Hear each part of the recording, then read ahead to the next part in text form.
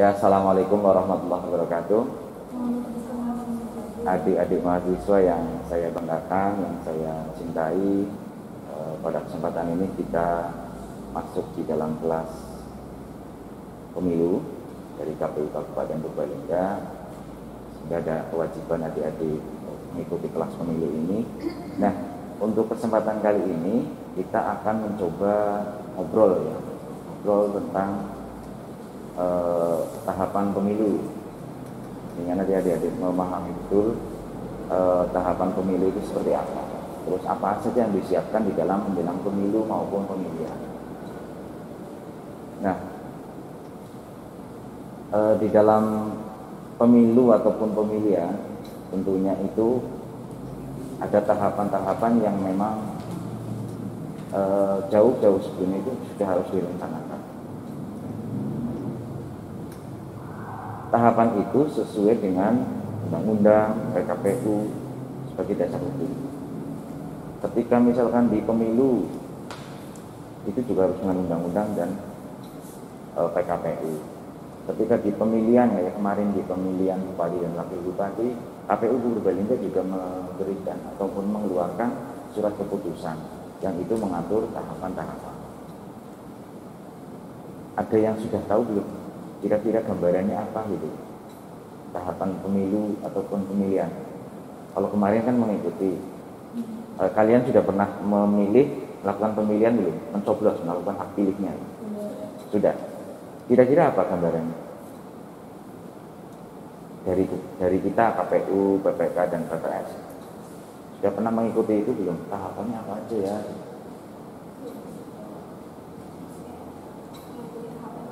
Iya. Sebagai rakyat biasa, dia tinggal menjuarin kapannya, debat ataupun tinggal nyoblos. Kalau dari KPU mungkin kayak pembentukan iya.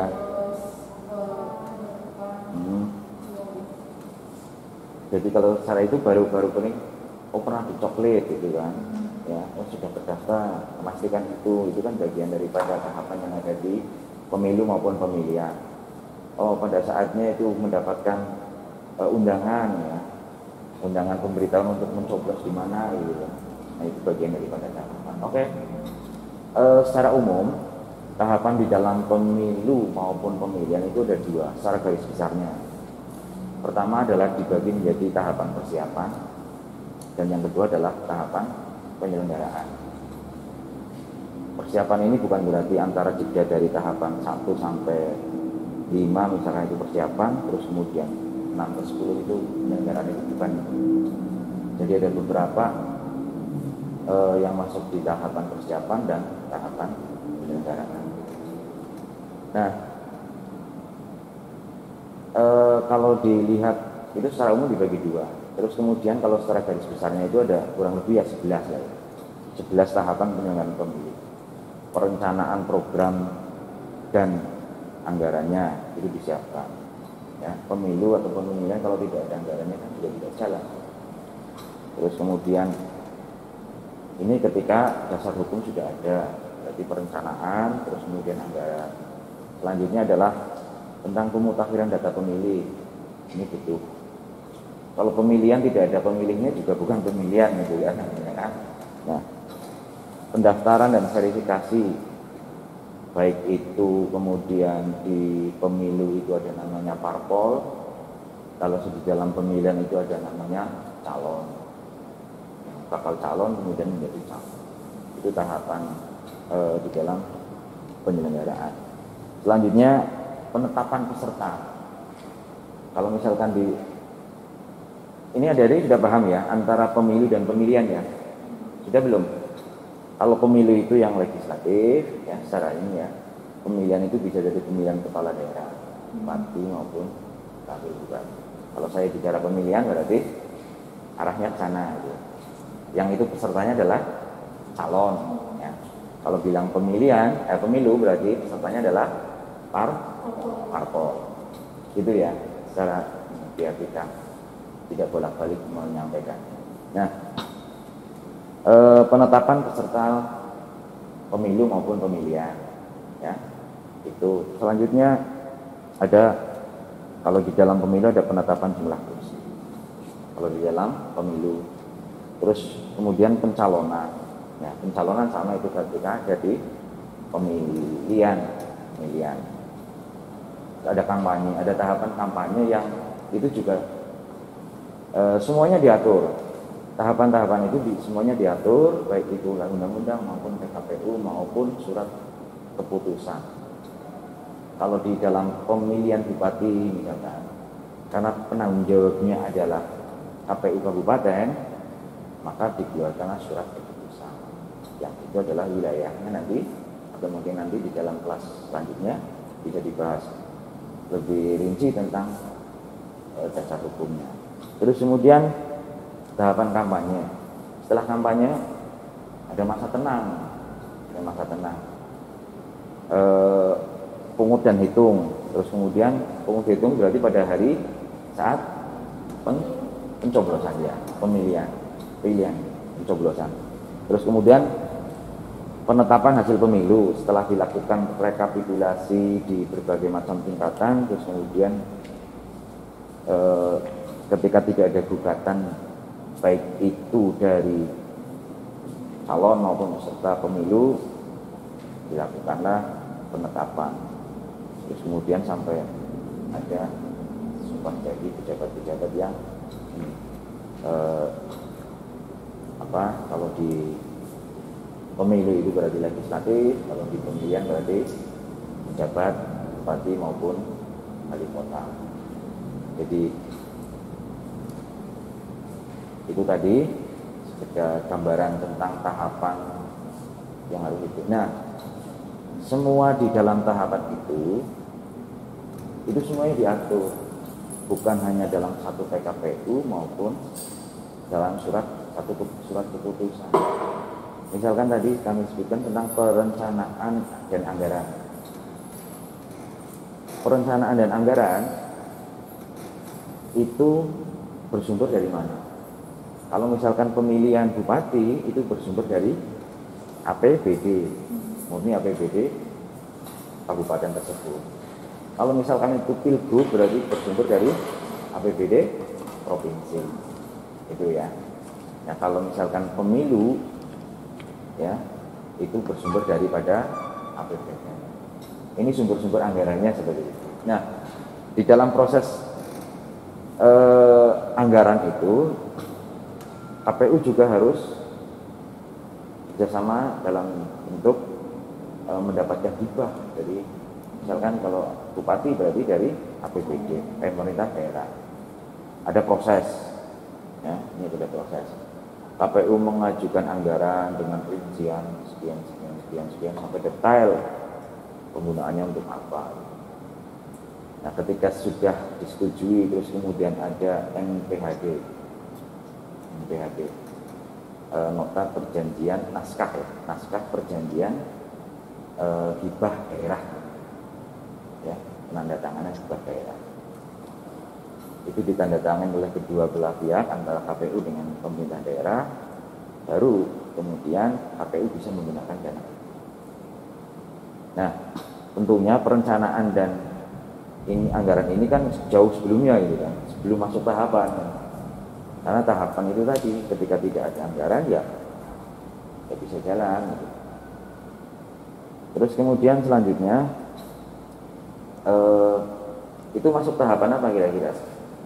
Kalau menyusun anggaran, terus kemudian membuat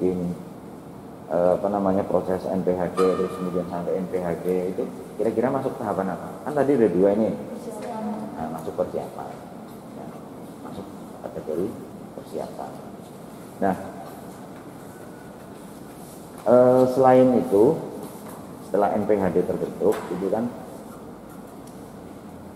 tadi kalau poin yang 11 itu salah satunya adalah pemutakhiran data pemilih. Ya. Setelah badan ad hoc, ya, kan ada setelah itu ada pembentukan badan ad hoc. Kalau itu berarti adalah di kecamatan dan di tingkat desa. Itu sifatnya adalah membantu kerja-kerja KPU. Karena KPU tidak mungkin bekerja sendiri tanpa badan.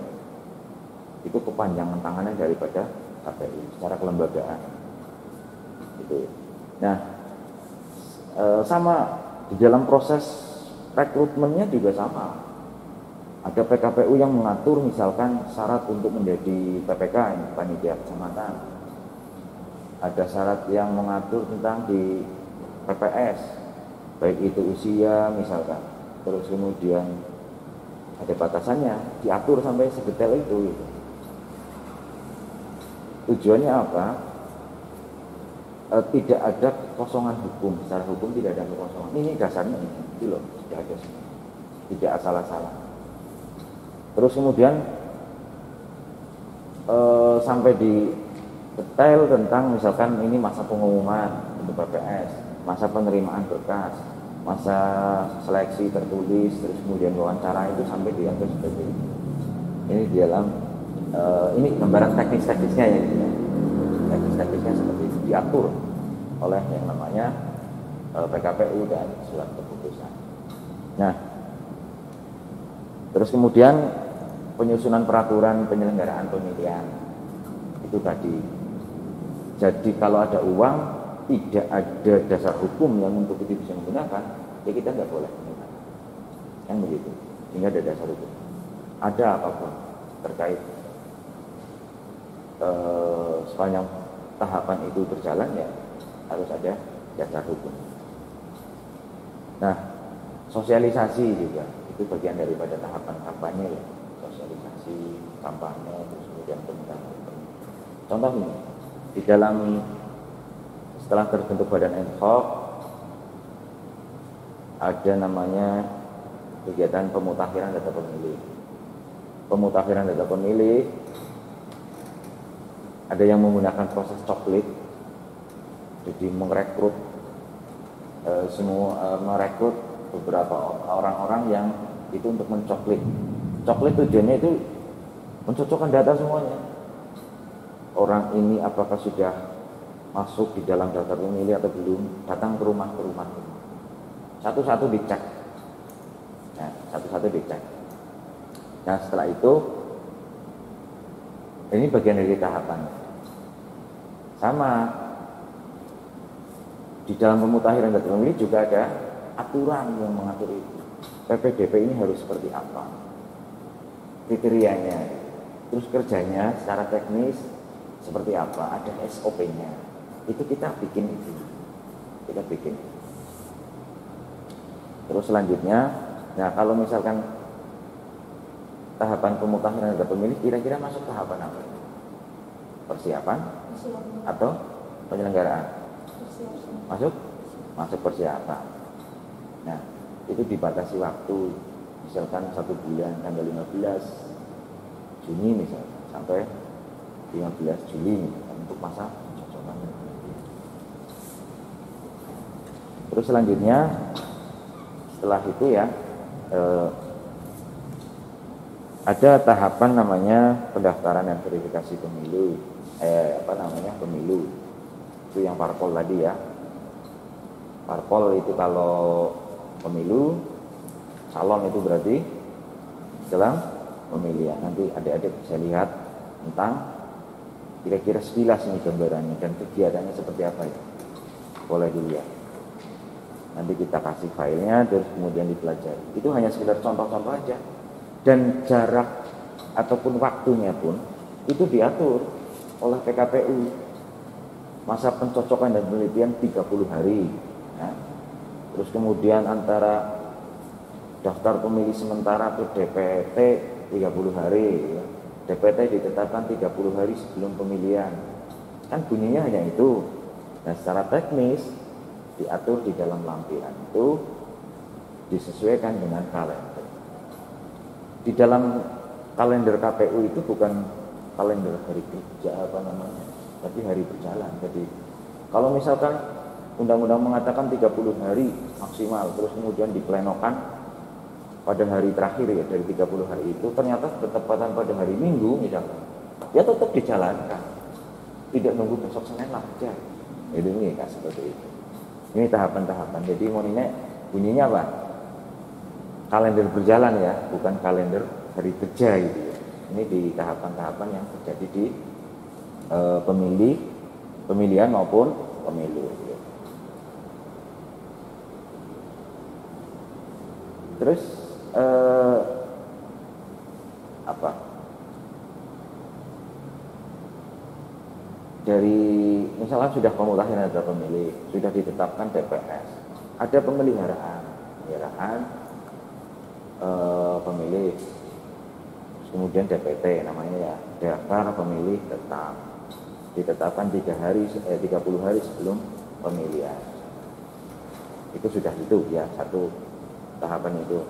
Terus ada lagi tahapan yang namanya verifikasi calon ya, peserta pemilu maupun calon pemilihan. Itu setelah mereka pada daftar, sama proses daftarnya juga kita harus kewajiban mengumumkan itu baik melalui website KPU itu maupun pengumuman itu ya. Nah, tahapan-tahapan yang biasanya kita akan kita laksanakan, kita sosialisasikan gitu, biar masyarakat paham. Sebenarnya pemilu itu kan kepengennya pemilu maupun pemilihan masyarakat itu terlibat aktif. Inginnya kita sebagai KPU itu terlibat aktif dalam setiap tahapan. Nah, sampai kemarin di kita, karena ini adalah kewajiban kita untuk menyampaikan ke publik, tentang anggaran juga kita paparkan ini, untuk ini sekian, untuk ini sekian, untuk ini sekian. Itu loh. Jadi sesuai dengan tagline KPU melayani ya, semuanya juga harus terbuka. Nah, terus selanjutnya tahapan jadi pencalonan ya, verifikasi keberadaan calon itu kita verifikasi betul ijazahnya, ya, ijazahnya itu di mana. Hal-hal yang masih meragukan itu kita verifikasi, datangi ke kelembagaan yang terkait. Karena kita menetapkan ketika itu masih ragu kan menjadi cacat hukum, khawatirnya seperti itu. Ternyata ini pernah dengar informasi seperti itu? Adik-adik?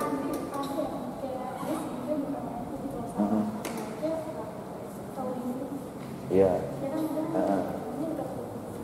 Nah, ya contohnya kayak gitu kan, jadi kemudian jadi bermasalah di atau mungkin calon legislatif pernah kan, karena ijazahnya adalah ijazah palsu gitu. Dulu mungkin ada ya kasus seperti itu. Nah, itu harus diproses verifikasi. Nah, salah satunya itu kan. Selanjutnya adalah ini gambaran-gambaran umum ya. Penetapan peserta pemilu sudah setelah diverifikasi ditetapkan. Oh ya udah, dengan melakukan rapat pleno. Setiap tahapan itu ada rapat pleno. Keputusan-keputusan itu bukan hanya dari ketua maupun salah satu komisioner atau mungkin dari semuanya dengan pleno gitu. Ini mau di apa ini? Ternyata misalkan ijazahnya palsu gitu. Ditetapkan, termasuk misalkan mau di penetapan pun sampai nama itu juga harus diverifikasi. Ini sudah benar belum, namanya seperti ini, gelarnya seperti ini, sampai ke sana. Ya. Jadi hal-hal yang detail-detail itu juga kita lakukan dalam proses seperti itu. Sampai sini ada yang mau disampaikan dulu?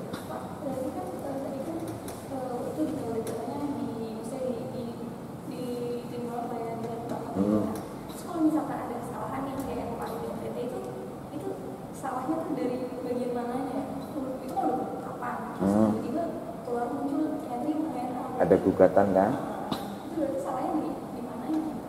Nah, jadi mungkin pada saat proses verifikasinya, atau mungkin dalam pengajuan itu menggunakan DNI ya misalkan palsu. Nah, palsu. Terus kemudian ketika verifikasi ke dalam kelembagaan yang terkait, ternyata benar adanya ini. Ternyata di kemudian hari diketahui bahwa itu adalah WNA. Jadi memang verifikasi juga harus dilakukan dan itu harus detail sedetail. Nah, persoalan kemudian ketika misalkan ada kelembagaan atau KPU kabupaten melakukan kesalahan, itu bisa ada gugatan juga. Ada di dalam ini ada proses DKPP. Ya. Ternyata memberikan keputusan yang keliru. Ada orang atau pihak yang tidak terima gitu dengan keputusan itu. Bisa. Oh, ini terkesan KPU tidak profesional, gitu kan? Mungkin dari sisi kapasitasnya tidak memadai, itu bisa digugat gitu.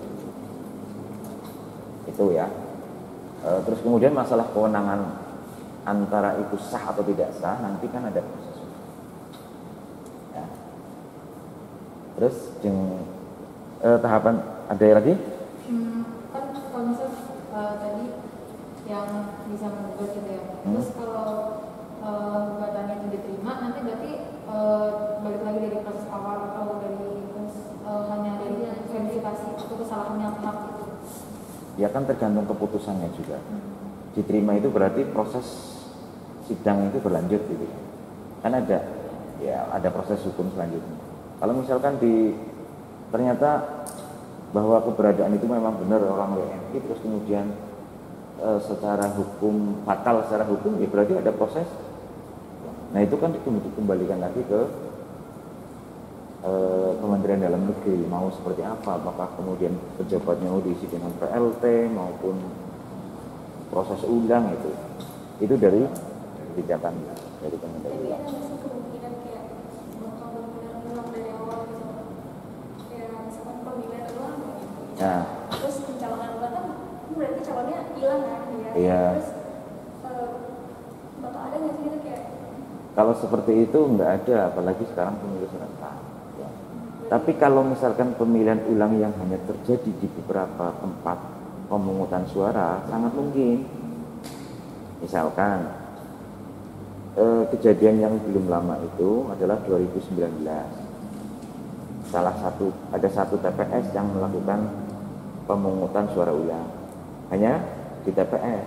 Kalau seluruhan Purbalingga ya enggak, karena itu enggak. Itu terjadi karena begini. Ada orang bukan KTP situ mencoblos di situ. Ya. Mencoblos di situ. Tidak terdaftar di daftar pemilih tetap, ya. Terus kemudian bukan KTP itu nyoblos di situ. Itu bisa terjadi pemungutan suara ulang atau namanya PSU. Begitu. Semisal lagi, kalau misalkan di dalam Bupati kemarin misalkan orang Banjarnegara kan tidak melakukan pemilihan Bupati, ya. Orang kelompok yang dekat lah ya nyoblos di Kopateja, itu betul-betul orang kelompok, ya boleh, itu bisa, TPS itu bisa sangat mungkin melakukan pemilihan pemungutan suara ulang. Ya, hanya sifatnya di TPS. Kalau secara keseluruhan dari proses awal sampai akhir, lu sekarang biayanya apa? Ada proses NPHD itu jauh lagi. Ada lagi? Terus kalau misalkan tadi ada pembentukan badan ad hoc, nah dari situ kan ada dari kecamatan sama desa. Ya. Nah di situ kan tugas mereka pasti kayak menetapkan syarat apa saja yang kayak misal jadi PPK itu syaratnya apa, PPS itu syaratnya apa saja, sampai sedetail itu. Nah saya pernah baca di buku panduan PDP, terus kemudian PPK, PPS. Nah itu kan di situ sebenarnya sudah ada syaratnya. Apakah badan ad hoc itu tetap tugasnya kayak gitu? Ya jadi gini, kalau yang dibaca buku panduan itu kan nanti arah ke teknis ya, teknis kerjanya SOP-nya harus sesuai dengan buku panduan itu, ya. Nah, sama kalau buku panduan itu yang diterbitkan itu biasanya pada saat coklit aja. Berarti satu tahapan kok. Pada saat pemutakhiran ada pemilihan, cok-cokan dan penelitian. Nah, ya harus sesuai. Jadi syaratnya ini harus dipenuhi. Terus kemudian, apalagi kemarin ya di dalam masa pandemi, PPDB itu Kalau bisa nggak usah masuk rumah, cukup di teras, nyatet gitu. Nyatet aja udah di rumah, biar apa namanya udaranya tetap segar gitu kan. Nah, sampai ke situ jangan berlama-lama, sampai harus pakai sarung tangan gitu kan. Terus kemudian masker juga harus dipakai. Makanya konsekuensinya dengan aturan seperti itu, KPU juga harus mempersiapkan anggaran. Makanya sempat tertunda kan, yang harusnya 23 September jadi Desember itu karena COVID. Dan banyak aturan-aturan yang kemudian dirubah juga, termasuk ini apa namanya protokol kesehatan dimasukkan di dalam PKPU mengatur itu. Kita juga harus ikut kan, sama PPK juga harus mengikuti, PPS juga harus mengikuti, PPDP juga harus mengikuti. Jadi yang bikin itu ya KPU RI, terus kemudian nanti diterjemahkan ke tingkat lokal ya harus sesuai juga mengikuti. Karena begini, namanya pilgub, pilpres ataupun pilgub itu kan satu aturan, harapannya ya hasilnya sama, gitu. Prosesnya pun sama, begitu. Nggak boleh beda-beda, gitu. Nggak boleh beda-beda. Oke ya, lanjut aja ya. Tadi sudah sampai pada tahapan pencalonan, kampanye. Ada masa kampanye. Namanya masa kampanye itu menyampaikan visi misi baik itu dari paslon maupun dari peserta pemilu, menyampaikan. Nah, aturan-aturan kampanye juga diatur di dalam PKPU ini, sehingga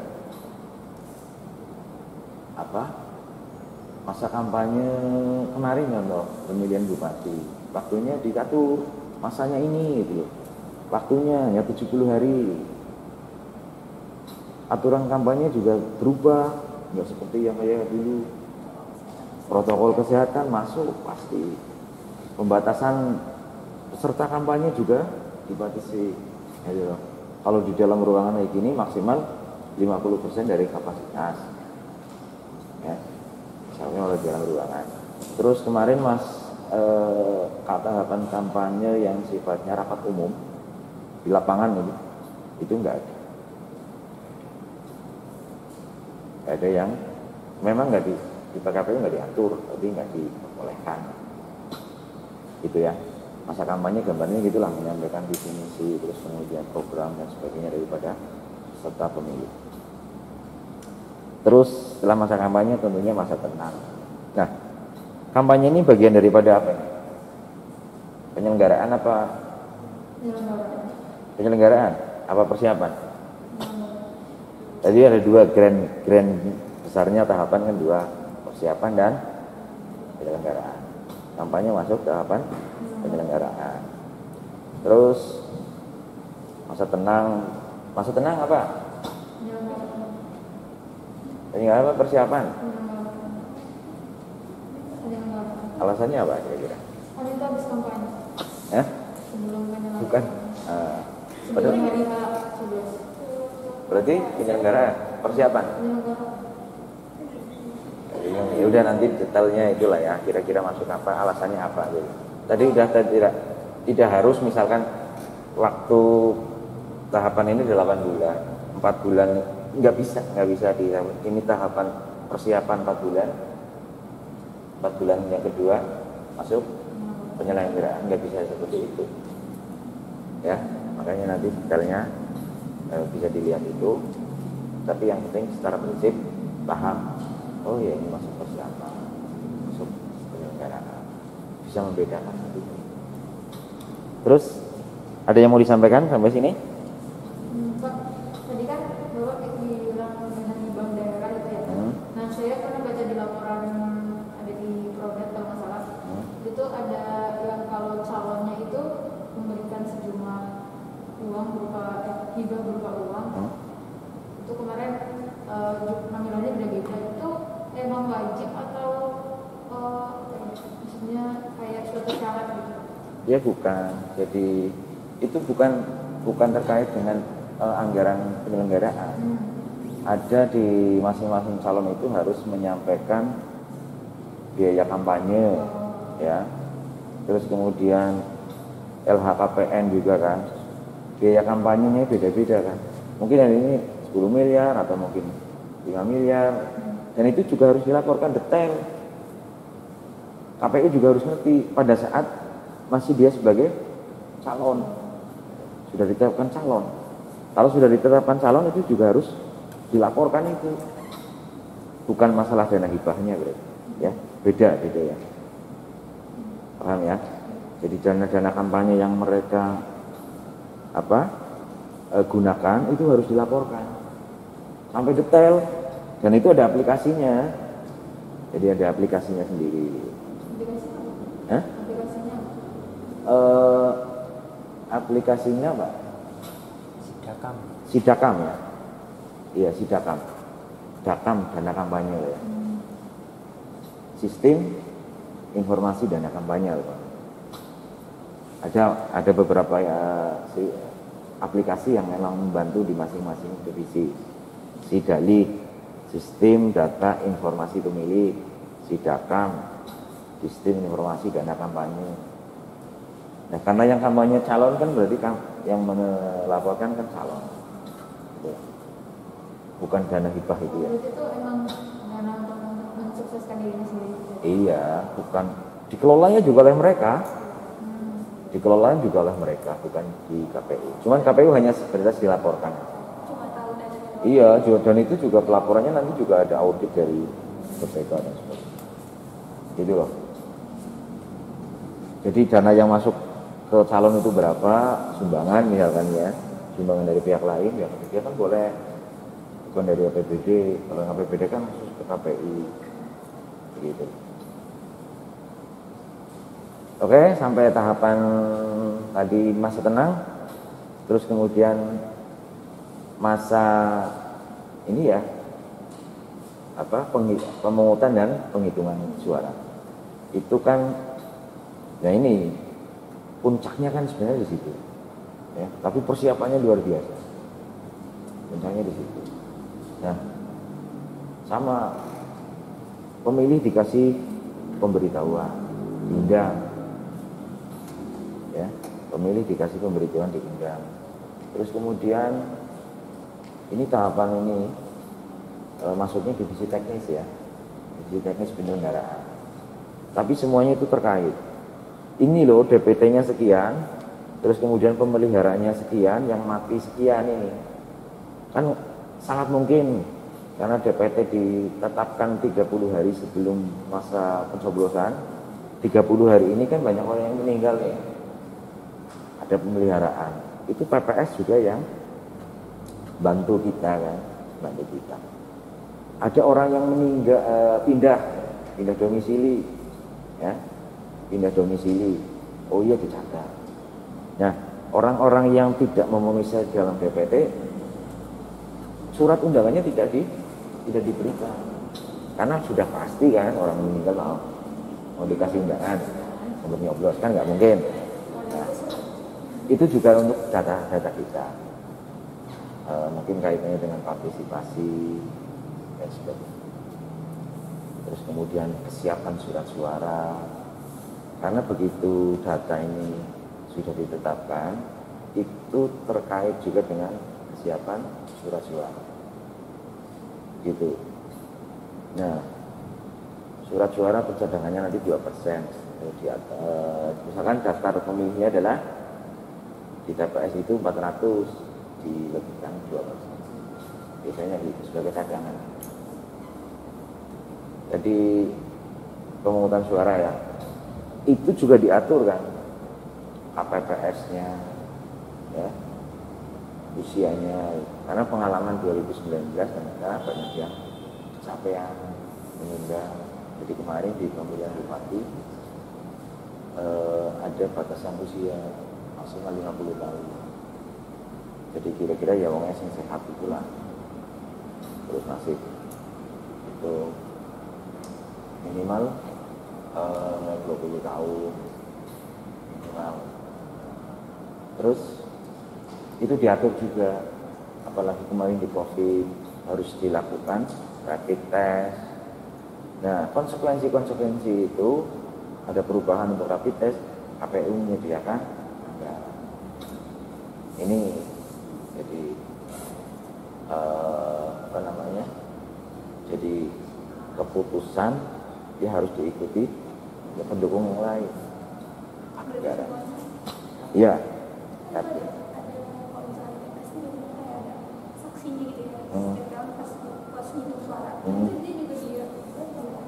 itu kan kewenangan partai sebenarnya.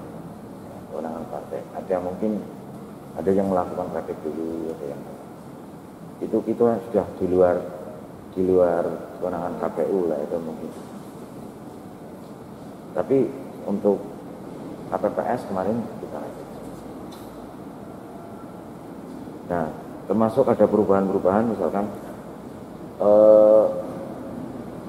undangannya itu dijadwal jam 7 sampai jam 7.15 gitu kan, jam 7.15 sampai jam 7.30 itu kemarin tertib sehingga tidak ada kerumunan di TPS nggak ada, tapi partisipasi naik. Nah, hal-hal begitu kan kondisional ya, kemarin memang karena banyak perubahan itu juga diatur ya, aturan. Terus nanti ada juga KPPS juga di ini KPPS 1 apa tugasnya itu juga diatur. Jadi intinya hal di dalam tahapan pemilu itu pertama harus sudah ada dasar hukum. Harus ada dasar hukum karena itu sebagai pijakan yang kita langkah. Nah, dasar hukum itu baik itu ada di PKPU, undang-undang, PKPU maupun surat keputusan KPU. Kalau di kabupaten kan namanya surat keputusan, di provinsi juga namanya surat keputusan. Kalau di RI juga bisa dan ini namanya surat edaran. Surat edaran. Sampai sini ada yang mau disampaikan lagi? Ini tahapan itu ya. Nah, setelah ini sebagai yang terakhir. Tahapan pemilu setelah penghitung itu kemudian rekapitulasi berjenjang kan, dari TPS terus kemudian PPS, PPK dan KPU. Penetapannya adalah di KPU kabupaten ketika itu pemilihan bupati. Ya.